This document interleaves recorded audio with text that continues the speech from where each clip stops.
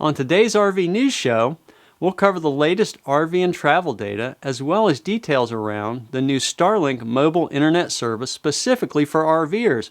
I'm John Marucci. Let's get started with the news. I've camped many places where I simply don't have reliable internet service via my cellular network. This is especially troubling when trying to work remotely. I have been keeping my eye on Starlink satellite internet service and a few months ago decided to try it out. For several months now, I have been on a wait list for the residential service because of where I live and was planning to use this while traveling. Recently, Starlink added a roaming feature to this residential service, and just this week, they launched a new RVing service.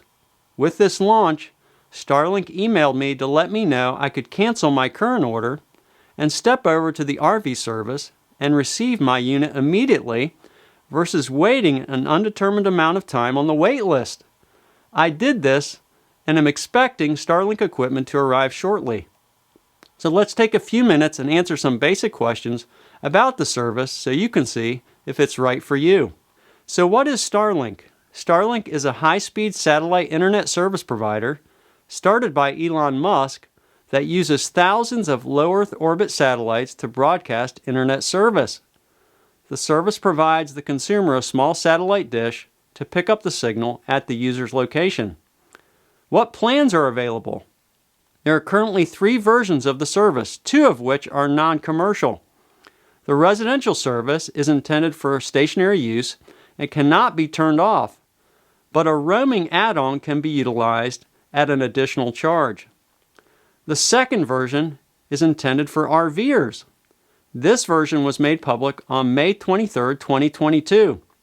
The RV version is the same price as the residential with the roaming add-on, but the service can be toggled off when not being used. There are service differences for the residential and RV plans. The residential plan being used at the registered home address has priority on bandwidth over residential plans with roaming enabled when the user is roaming. RV users are deprioritized in an area versus residential users. How does it work? The individual dish provided by Starlink to the customer, called a dishy, once initiated, will locate a low Earth satellite and connect to it for internet signal, given minimal sky obstructions. The dishy connects to the provided Starlink router by hardwired cable provided with a kit. The customer then connects devices to the provided router for service. How fast is the internet service? Depending on sky obstructions and the geolocation of dish and satellites, high-speed signal is possible, including speeds over 100 megabits per second down. Speeds are dependent on the volume of users in a specific area. Where does the service work? Potentially, the service can work anywhere in North America or the world if there are satellites available to connect to. The potential for high-speed internet service is especially promising in areas where there is little to no cell service. This would make living and working remotely in various heretofore unworkable areas now possible. Can I turn the service off and back on? The residential version of the service cannot be turned off at this time.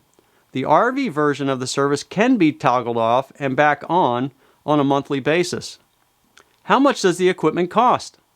Whether using the residential service or the RV service, the upfront cost for the equipment is $599 plus tax. How much does the service cost monthly?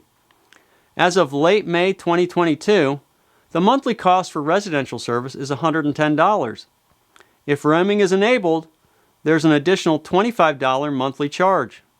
These monthly charges will be continually billed with no ability to toggle off the service.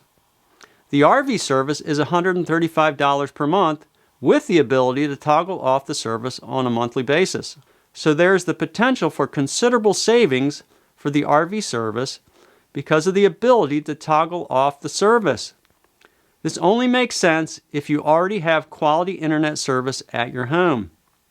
I should be getting my equipment shortly and will plan to test the RV service extensively as I travel. As I gather data, I plan to report back on my ownership experience. My hope is to be able to work remotely from many places that currently have limited cell service. This month's spotlight is on the many free process documents available on johnmarucci.com. You have 18 specific process documents that provide written instructions for things like RV winterization and dewinterization, backing into a campsite, dump station steps, restringing an RV window shade, etc. These documents align with the many accompanying videos on the same topic so that you have something written with you when you do the work on your RV. We'll put a link in this video's description below.